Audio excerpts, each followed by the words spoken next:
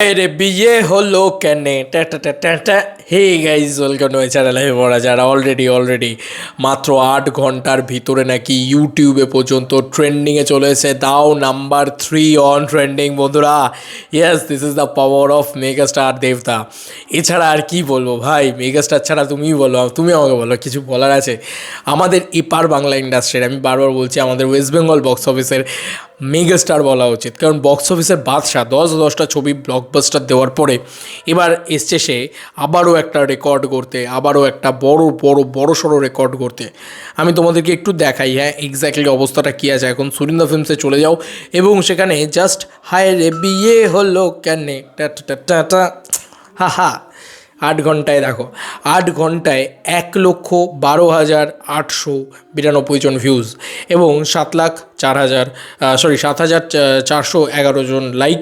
এবং অলরেডি দেখতেই পাচ্ছ এখানে নাম্বার 3 অন ট্রেন্ডিং। এই দেখো নাম্বার 3 অন ট্রেন্ডিং দেখতেই পাচ্ছ।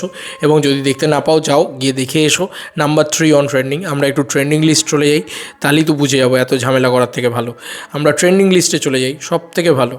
এই দেখো ট্রেন্ডিং লিস্ট, এই যে নাম্বার 1 ট্রেন্ডিংয়ে পুষ্পা, তারপরে এখানে একটা অন্য কোনো গান আছে, ও হানি সিংয়ের গান ছাড়লেই ট্রেন্ডিংয়ে যায়। তারপরেই আছে এই যে গুরু আমার আসলেই ট্রেন্ডিংয়ে যায়।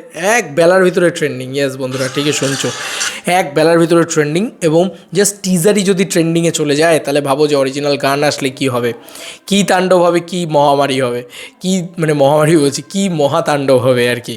তো অলরেডি ট্রেন্ডিংয়েও চলে গেল। তো একটা গানের টিজার আসার সাথে সাথে এরম রেকর্ড, এবং দীপদার পোস্টারটাও ব্যাপক সাড়া ফেলছে। 30 days টু গো, আর 30টা দিনেরই অপেক্ষা, তারপরে আসল খেলা হবে বন্ধুরা। খেলা মানে ভয়ঙ্কর খেলা হবে যাকে বলা যেতে পারে। এবং এই গানগুলো তুমি ভাবো যখন হলে পড়বে কী পরিমাণে নাচবো আমরা। কতগুলো গান, কতগুলো নাচের গান রয়েছে। আমরা এর আগে যতগুলো কমার্শিয়াল ছবি পেয়েছি তার থেকে একটা, খুব বেশি হলে 2টো নাচের গান পেয়েছি।